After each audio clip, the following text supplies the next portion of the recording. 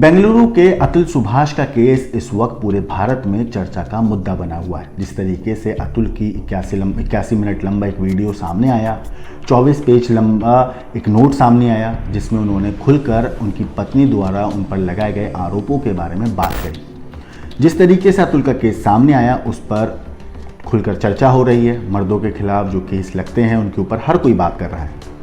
मगर इसी तरह का एक और केस सामने आया है लखनऊ से, जहां पर स्क्वाड्रन लीडर, भारतीय वायुसेना में एक स्क्वाड्रन लीडर हैं, उन्होंने अपनी पत्नी के महंगे शौक के बारे में पूछा तो पत्नी ने उनके ऊपर FIR दर्ज करा दी।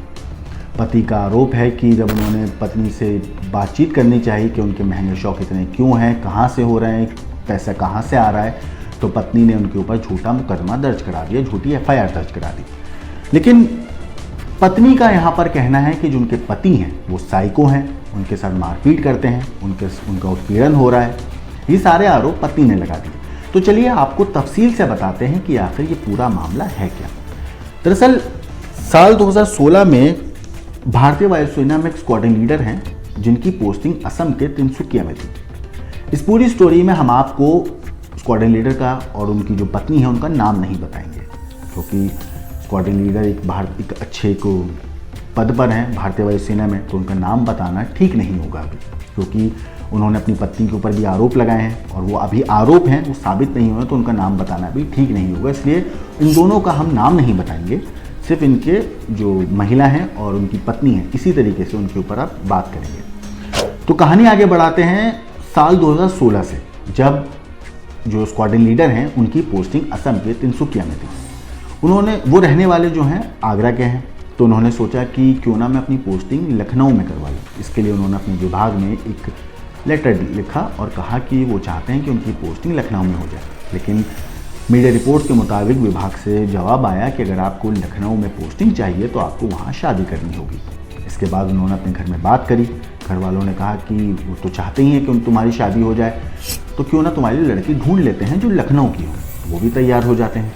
अब इनके लिए जो स्क्वाड्रन लीडर हैं लड़की की तलाश शुरू होती है और मैट्रिमोनियल साइट के ज़रिए उन्हें एक लड़की से उनकी मुलाकात होती है जो बैंक में काम करती है। और जो महिला थी, उनके जो माँ थी, वो BJP के अंदर महिला मोर्चा में पदाधिकारी थी। दोनों के परिवार वाले मिलते हैं, रिश्ता अच्छा लगता है, दोनों की शादी तय हो जाती है। इसके बाद साल 2016 में ही 26 फरवरी को दोनों कोर्ट मैरिज कर लेते हैं। इसके बाद जो स्क्वाड्रन लीडर थे वो वापस असम के तिनसुकिया आ जाते हैं, दोबारा से ट्रांसफ़र के लिए अप्लाई करते हैं और उनको लखनऊ में ट्रांसफ़र मिल जाता है। इसके बाद 25 नवंबर 2016 को लखनऊ में दोनों पति पत्नी पूरे रीति रिवाज के साथ दोनों शादी कर लेते हैं। इसके बाद वो कुछ दिनों के बाद आगरा के अंदर एक रिसेप्शन रखते हैं। सारे परिवार को, रिश्तेदारों को, जानने वालों को वहाँ पर बुलाया जाता है।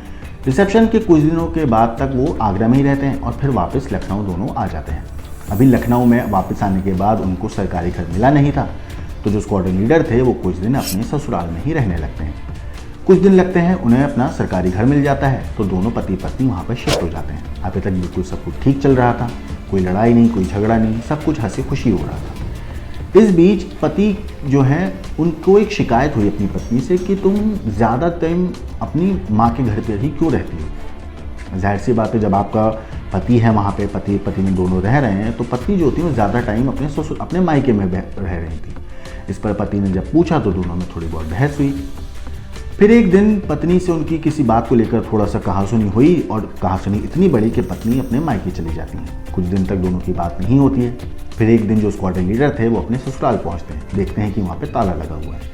वो अपनी सास को फ़ोन करते हैं और कहते हैं कि आप लोग कहाँ हैं। सास बोलती हैं कि हम तो घर पर ही हैं। फिर स्क्वाड्रन लीडर कहते हैं कि मैं घर के बाहर खड़ा हूँ, घर के गेट पर तो ताला लगा हुआ है। अभी बात सुनकर जो उनकी पत्नी थी, उनकी माँ यानी कि उनकी सास स्क्वाड्रन लीडर की गुस्से से आग बबूला हो जाती हैं। वो कहती हैं कि तुम शक करते हो, तुम मेरी बेटी पे भी शक करते हो, तुम नज़र रखते हो, तुम जासूसी कर रहे हो। वो समझाने की कोशिश करते हैं कि ऐसा कुछ नहीं है, मुझे बस फिक्र हो रही है, इस वजह से मैं पूछ रहा हूँ। फिर इसके बाद कुछ दिनों के बाद उन दोनों की पति पत्नी की बातचीत होती है। पत्नी जो थी स्क्वाड्रन लीडर की, वो ठीक से उनसे जवाब नहीं देती, उनसे बात नहीं करती हैं। बहरहाल वो सही करने की कोशिश करते हैं सब कुछ। फिर वो अपनी पत्नी से एक दिन पूछते हैं उनके महंगे शौक के बारे में, क्योंकि उनको पता चलता है कि उनके बैंक अकाउंट में काफ़ी ज़्यादा पैसों का लेन देन हो रहा है। तो पत्नी से पूछते हैं कि आखिर ये पैसा कहाँ से आ रहा है, क्यों मतलब किस तरीके से आ रहा है और ये महंगे शौक कैसे पूरे हो रहे हैं। तो पत्नी कोई सही जवाब नहीं देती है, बल्कि टालम टोल करती हैं। फिर जब बार बार वो पूछते हैं तो पत्नी कहती हैं कि उनकी कज़न बहन है, उसकी शादी है, उसका मंगेतर जो है वो सारे पैसे भेज रहा है। मगर यहाँ उन्हें अब शक हो जाता है कि कुछ ना कुछ गड़बड़ है। इसके बाद वो अपने तौर पर छानबीन शुरू करते हैं। छानबीन के दौरान उन्हें पता चलता है कि 13 फरवरी 2018 को कई बार उनकी पत्नी के अकाउंट में 86,000 से ज़्यादा पैसे भेजे गए, 86,000 से ज़्यादा रुपए जो हैं भेजे गए हैं। उन्हें यह भी पता चलता है कि उनकी सास और उनकी पत्नी के अकाउंट में काफ़ी ज़्यादा बड़ी मात्रा में अच्छी खासी रकम जो है वो ट्रांसफ़र हो रही है। और ये ट्रांसफ़र जो पैसे कर रहा है ये शख्स उनकी पत्नी के साथ बैंक में काम करता है। अब जब ये बात उन्हें पता चलती है तो उन दोनों के बीच में लड़ाई और ज़्यादा बढ़ जाती है। इस बीच 1 मई 2018 को उनका पंजाब में ट्रांसफ़र हो जाता है, लेकिन ट्रांसफ़र से पहले उन्हें एक चौंकाने वाली खबर मिलती है, वो ये कि उनकी पत्नी का 2 से 3 बार अबॉर्शन हो चुका है।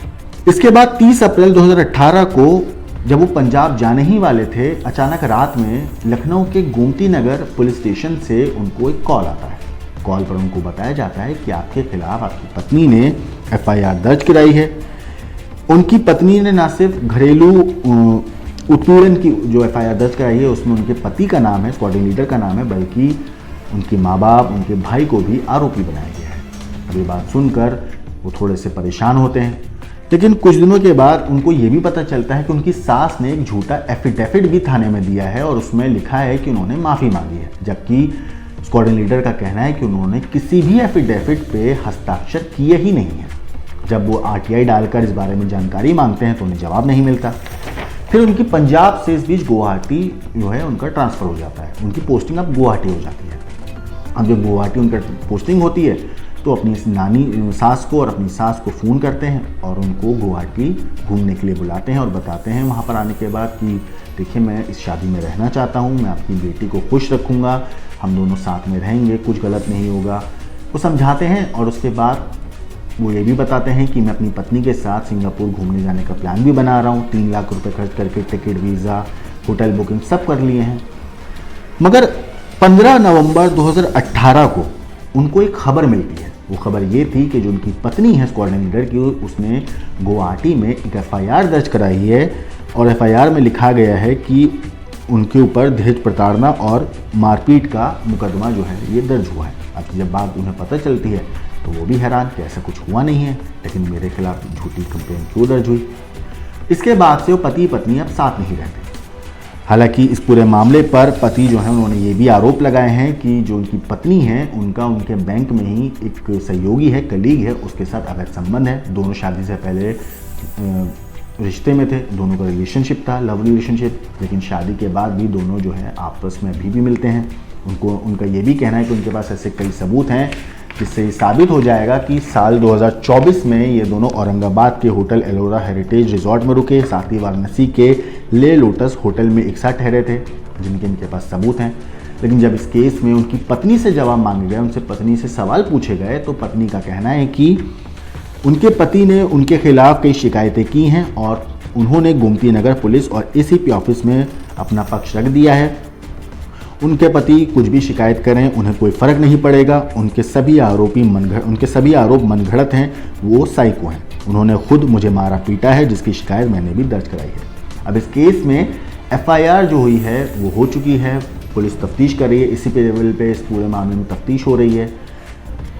सोचिए कि एक शख्स ने अपनी पत्नी से रिश्ता बचाने के लिए हर कोशिश करी, लेकिन पति अब आरोप लगा रहा है कि उसकी पत्नी जो है झूठी FIR दर्ज करा रही हैं, उनके ऊपर मारपीट का, दहेज उत्पीड़न का, मेंटल टॉर्चर का, फिजिकल टॉर्चर का आरोप लगा रही हैं। हालांकि ये कोई लौता मामला ऐसा नहीं है। एक और मामला हाल ही में सामने आया डॉक्टर अजय कुमार का, जो जोधपुर कीर्तिनगर के रहने वाले हैं। उन्होंने भी अपनी ज़िंदगी का अंत किया, उनकी भी जान गई और उन्होंने भी अपनी पत्नी के ऊपर आरोप लगाए हैं। बाकायदा एक नोट छोड़ा है, जैसा अतुल सुभाष ने छोड़ा था, ठीक इसी तरीके से उन्होंने अपनी पत्नी के ऊपर आरोप लगाते हुए मेंटल टॉर्चर, हरेसमेंट का पूरा लिखकर एक प्रॉपर नोट छोड़ा है। उस नोट में उन्होंने अपनी पत्नी किस तरीके से उन्हें परेशान कर रही है, ये सारी बातें उन्होंने लिखी हैं।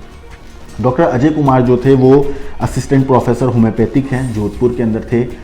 और उन्होंने भी इसी तरीके से जो चीज़ अतुल सुभाष ने करी अपनी ज़िंदगी का, जिस तरीके से उन्होंने भी कुछ इसी तरीके से अपनी ज़िंदगी का अंत किया है, इन सारी चीज़ों के ऊपर आपकी जो भी राय है, अतुल चाहे अतुल सुभाष का केस हो, चाहे स्क्वाड्रन लीडर का केस हो, या फिर ये डॉक्टर अजय कुमार का केस हो, इन तीनों चीज़ों के ऊपर आपकी जो भी राय है हमें कमेंट करके ज़रूर बताइएगा। आपको जो भी कहना है, जो कुछ हो रहा है इस पूरे मामले पर। कंगना रनावत का भी बयान आया जिसमें उन्होंने कहा कि शादी के अंदर 99% पुरुषों की ही गलती होती है।